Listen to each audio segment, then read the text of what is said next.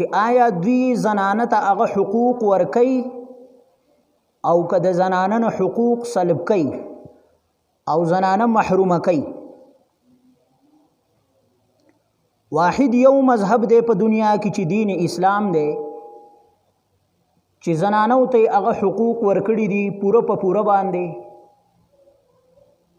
د دین علاوه د دنیا مذاهب او تهذیبونه چې په هغې کې یو مشهور تهذیب د یونان تهذیب و، تهذیب یونان. په تهذیب یونان کې د زنانه متعلق دا ذهنو چې دا د انسان د تسکین دپاره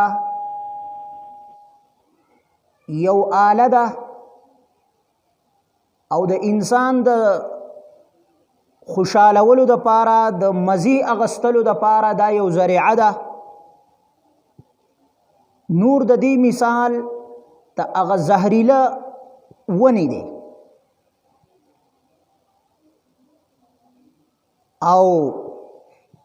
دا خبره پکې وه چې زنانه د دې درجه د شیطان نه هم په کمه باندې ده.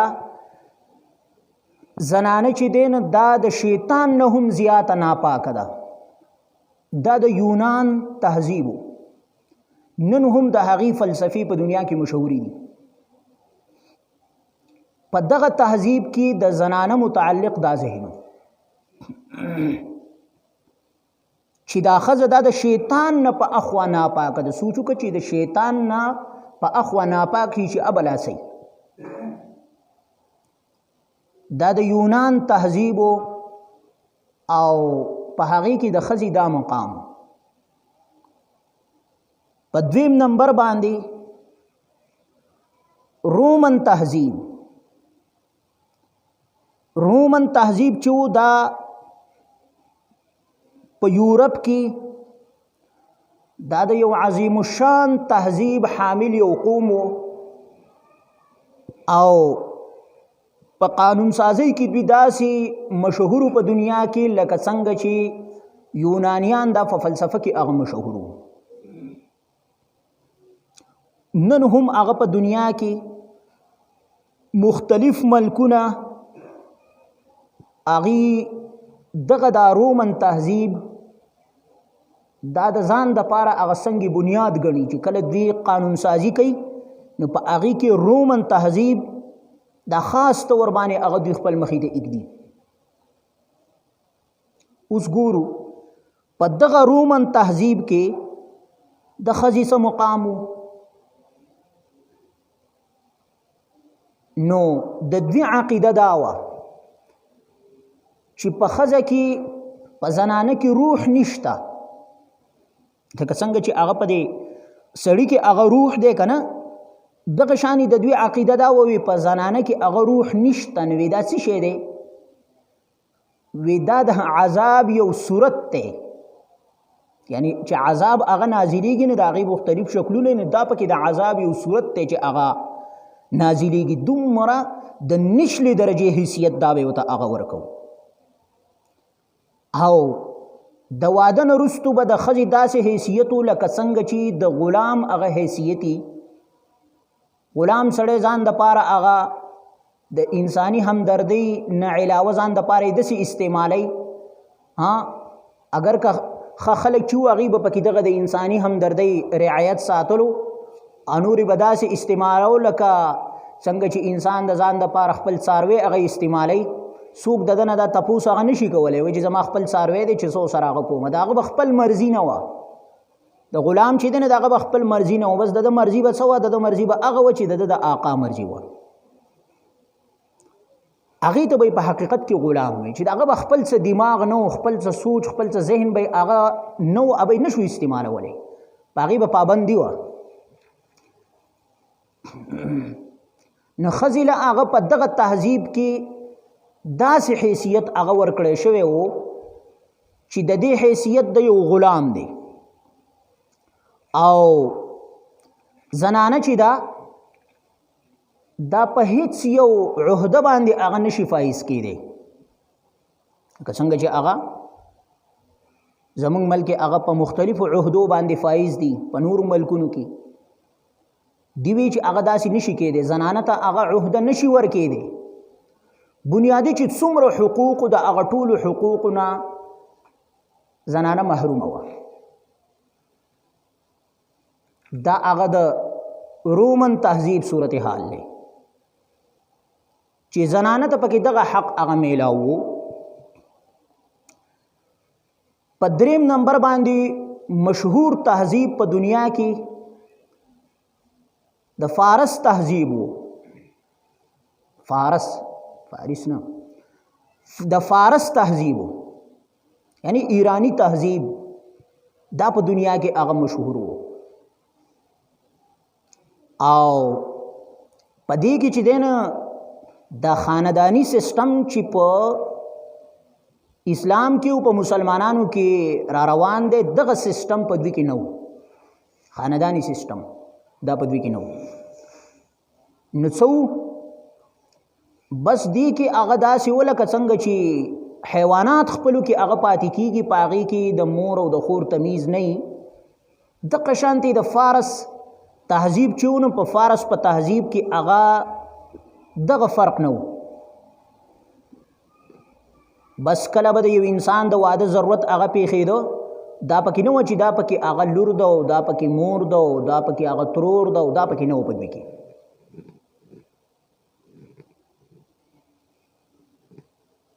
دا د فارس تهذیب او تر دې حده پورې چې یو سړی ته دا هم اختیار حاصلو چې په خپل ښځه باندې د مرګ حکم هغه کوي نو کولی شي پې دا د دوی تهذیب او زنانه بس دا به یې څه ګڼله دا د خپل عیش و عشرت دپاره د دې استعمال دا د دوی محبوب مشغله وه دا د دوی خوښه مشغله وه بس د خپل خواهشات هغه دپاره استعمالول لکه څنګه چې انسان یو ټایلټ پیپر هغه استعمال کړي او بیا چې دی نه ګندګۍ ته ګزار کړي دا دریم نمبر باندې شو د فارس تهذیب په هغې کې د زنانه هغه دغه مقام مرتبه وه درې شو څلورم نمبر باندې هندي تهذیب په دنیا کې چې څنګه دا نور هغه مشهور و دغه شانتې هندي تهذیب دا هم په دنیا کې هغه مشهور و خو په دغه تهذیب کې د زنانه سره هغه ظلم و چې د هغه ظلم مثال په دنیا کې هغه نشي پیش کېدی او د دوی چې کوم مقدس کتاب د هندوانو وید چې ورته وایي وید د دوی مقدس کتاب لکه زمونږ قرآن پاک دی یهود هغه تورات دی عیسایان انجیل دی داسې نو د دوی مقدس کتاب وید نو د دوی د عقیده دا وه چې زنانه چې دی دغه مقدس کتاب ته لاس هغه نشي لګولی که څنګه چې زنانه ته هغه حق حاصلي قرآن پاک هغه لولي تلاوت یې کوي دا حقوق هغه زنانه ته حاصلي د دې نه څوک دا نشي محرومه کولی او د دې مقابله کې د هغې ذهن دا و چې بس دې ته به لاس نه لګي تر دې حده پورې چې کله به نارینه وفات شو د نارینه د وفات نه پس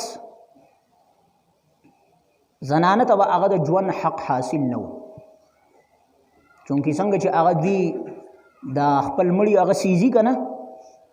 نو بس چې د ښځې به خاوند هغه مړ شو نو دغه ښځه به یو سره هم هغه سیزله بس ته هغې ته نور په اخوا باندې بیا چې دی ژوند هغه حاصل نه و چې دا هغه زندگی تیره کی په دنیا کې یو مورخ دی ویسټر مارک دغه یو کتاب لیکلی دی د هندوانو په تاریخ باندې په هغې کې لیکلي دي چې د دې چې کوم متبرک څیزونه و لکه د دې بوتان د هغې متعلق د دوی د عقیده وه چې کله به یو زنانه په کم بت باندې هغه لاس ولګو وی دغه بت هغه خدایي ختم شوه دغه الوهیت برباد شو نو بیا به د هغه بت سره څه کار کوو هغه به ګزارو بیا ولې وی د ښځې لاس پې هغه لګېدل دی دومره هغه د زنانه نه هغه په دغه معاشره کې په د هندو په معاشره کې دومره نفرت و د زنانه د دې نه په اخوا بل نفرت کېدی شي او دا داسې نه ده چې دا د هندو تهذیب دا چې ته اوس نوی دی دا ډېر قدیم تهذیب دی ډېر پخوانی تهذیب دی دا نبی علیه الصلاة والسلام د دور نه وړاندې هم چې دی نه هغه د تهذیب دا رایجوره روان دغه شان دا څلور شو دا څلور تهذیبونه په دې کې د زنانه دا مقام او مرتبه وه چې د حیوان خو بلا بیا هم ګزاره کېږي د حیوان خو به هم څه نه څه مقام او مرتبه وي حیوان چې خلک ساتي ګډه ساتي بیزه ساتي غوا میخه ساتي هغې هم ښه خیال هغه ساتي خو دغه ځای کې چې کوه په دې څلور واړه تهذیبونو کې د زنانه حیثیت هغه د حیوان هم نه دی پنځم نمبر باندې مشهور تهذیب چې و نو دا د عیسایانو تهذیب او عیسائی معاشره وه اوس په دوی کې د رهبانیت هغه اثر و او د زنانه نه تر دې حده پورې نفرت و هر قسم ظلم دا د زنانه سره هغه کېدی شو تر دې حده پورې چې د عیسایانو ذهن دا و چې د ښځې وجود تسلیمول په دنیا کې دا هم یو عظیم ګناه دی د زنانه وجود تسلیمول دا د دې په نظر کې یو عظیم ګناه و تر دې حده پورې چې په 576 عیسوي کې 576 عیسوي په هغې کې یو د اهل فرانس یو کانفرنس شو د هغه کانفرنس موضوع څه وه موضوع یې دا وه وی آیا دا زنانه چې دی نو دا د انسانانو یوه نوعه ده او که نه ده په دې خبره باندې هغه کانفرنس چې آیا دا انسان هم دی او که نه دی تر دې حده پورې په دغه مغربي معاشره کې چې د زنانه په باره کې هغه اختلاف کوي چې آیا دا انسان دی او که نه دی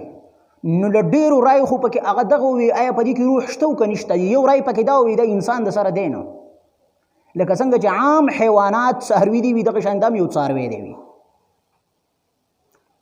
نن چې موږ ته تهذیبونه ښایي لږ په خپل تاریخ دی هغه نظر واچوي چې د زنانه هغه ستاسو په نظر کې ستا په معاشره کې ستا په تاریخ کې د زنانه هغه دا مقام مرتبه ده تر دې حده پورې چې بیا دغه یو پادري چې اختلاف وکړو وی دا خو د سره د انسانانو په نوعه کې هغه داخل نه ده نور بیا وی چلو انسان خو دی خو آیا په دې کې هغه د نور انسانانو کې چې څنګه روح دغه شان روح په دې کې شته که نشته آسماني تعلیمات چې کله انسان پرېږدي نو بیا داسې په اګتو بګتو باندې راولېږي انسان چې د صحیح روح اغستی دی د څه شي وجې نه اغستی دی دا د اسلامي تعلیماتو د وجې نه د وحي د تعلیماتو د وجې نه انسان صحیح روح اخلي ورنه بیا دا ګډې وړې چې دی نه هغه شروع کوي دا څو شو په اول نمبر باندې موږ د یونان تهذیب په هغې کې د ښځې مقام مرتبه ذکر شوه چې څه وه څاروي نه بدتر په دویم نمبر باندې هغه رومن تهذیب په هغې کې هم د ښځې مقام مرتبه ذکر شوه د څاروي نه هغه بدتر فارسي تهذیب په هغې کې هم د ښځې مقام مرتبه ذکر شوه هندي تهذیب چې موږ وایو چې هغه تر دې حده پورې چې د زنانه له به د ژوند هغه حق هم نه ورکوي چې خاوند یې مړ شو بس د ده سره هغه ختمه کوي شي او دغه تهذیب د عیسایانو دا د دنیا هغه مشهور تهذیبونه او بل پکې زمانه د جاهلیت وه د جاهلیت په زمانه کې د زنانه څه مقام مرتبه وه هغه هم که ته پې خیال وکړې نو د یو څاروي نه هغه په کته مرتبه وه یو څاروي به هغه څه نه څه مقام مرتبه وي خو د زنانه هغه د څاروي نه هم په اخوا باندې په مخصوص ایامو کې به یې دا چې د دپاره به جدا کوټګۍ هغه جوړه کړې وه لکه څنګه چې سپی انسان هغه جدا کینی داسې نفرت په هغه د زنانه نه کو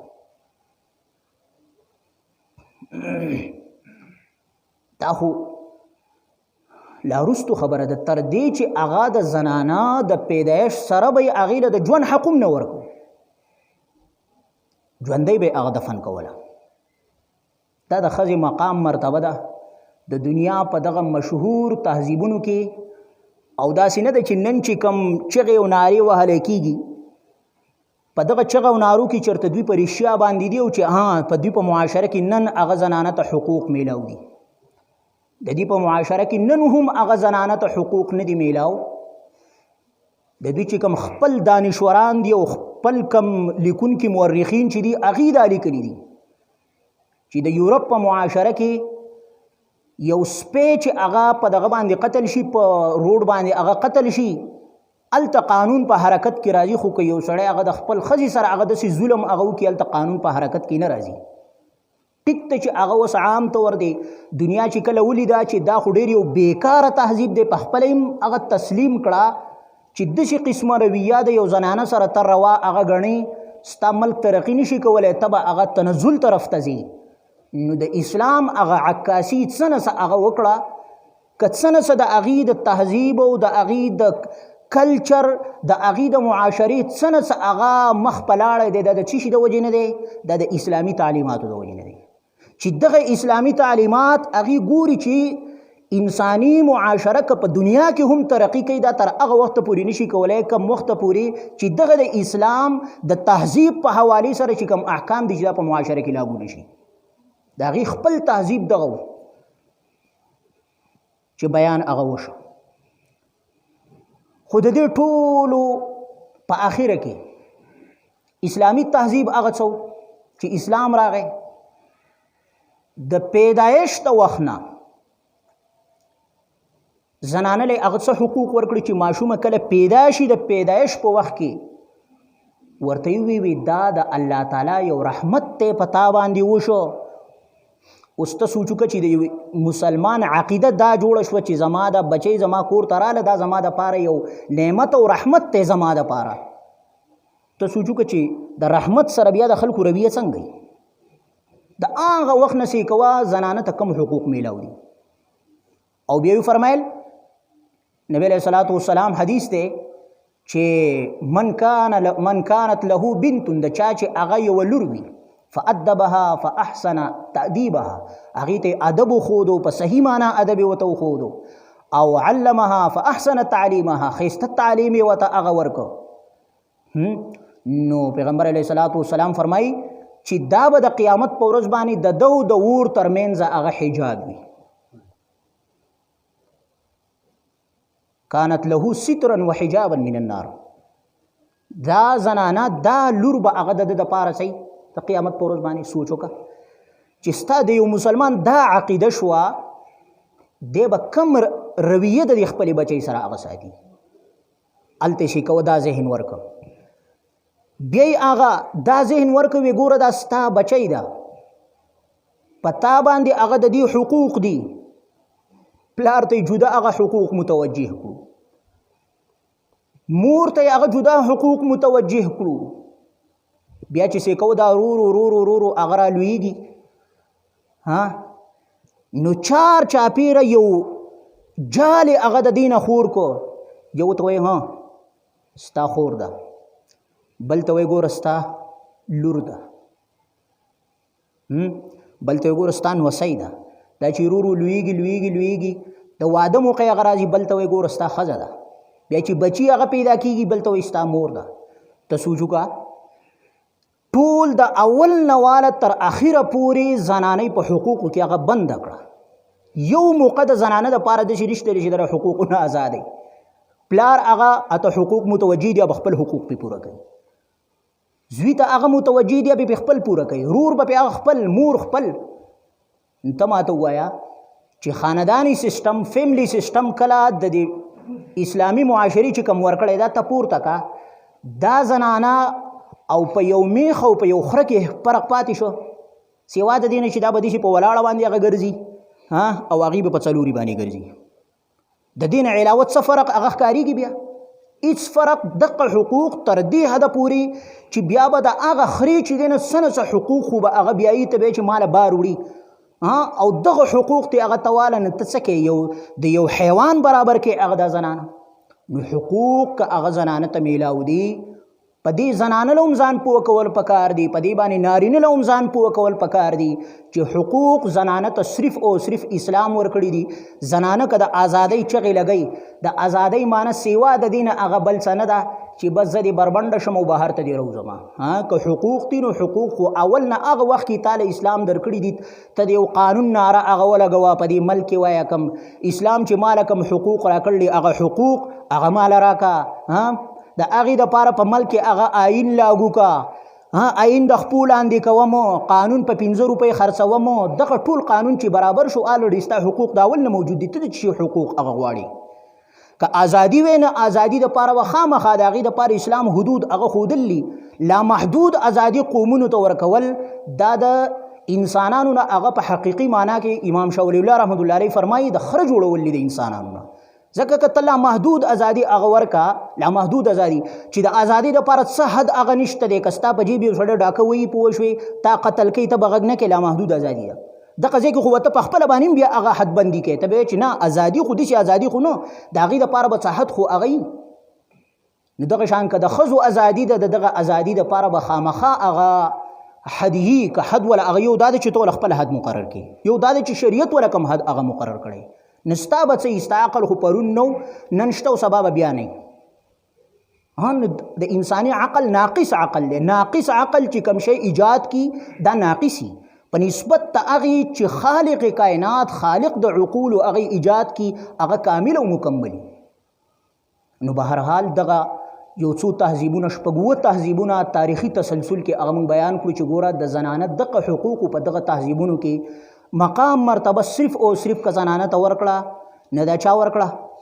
د اسلام هغه ورکړه که په مغربي معاشره کې هغه د زنانه څه نه څه هغه حقوق ورکړی کېږي ورته څه نه څه اگر که د هغې هغه لیکاران تاسو وګورئ چې هغه څه لیکي چې د زنانه ته څه حیثیت دی هغه خو که څه نه څه حقوق هغه معاشره کې میلاویږي نو د هغې خپل تهذیبونه په هغې باندې اجمالا موږ بیان وکړو چې د هغې خپل تهذیبونه دغه د ټول د اسلام هغه عکاسي ده چې ما تا ته هغه ښکارېږي باقي ابي لیګر مولوي صاحب خبره د زنانو حقوق خو پاکستان دی یاره نو بس سهار به پکې ګوري چې نوې ډرامه به پکې شروع وي ماسپښین به پکې بله شروع وي ماښام به پکې بله شروع وي اوس ښځې هغه پکې روباسي وایي دا د حقوقو نارې هغه لګوي وایي نو سیوا د دې نه بل څه بي لیګر مولوي صاحب خبره وي نور څه حق خو ما پاتې کړی نه دی خو دغه یو پاتې دی چې زه درته په څلور بولي شمه پوه شوې او تا په دې خپل چټ پانې کښېنوم په دې بازار کې دې ګرځوم دغه حق پاتې دی نو الله تعالی دې رحم وکړي دغه د اسلام کامل مکمل مذهب دی د غونډې دنیا حل صرف او صرف په دې کې دی په دې کې هر سړي ته د هغه حق هغه میلاو دی تر دې حده پورې چې زنانه له خو بالکل هغه د اسلام حقوق نه دی پایمال کول پکار ولې که دې ته د انسان درجه ورکړله او دې ته د مور درجه ورکړې ده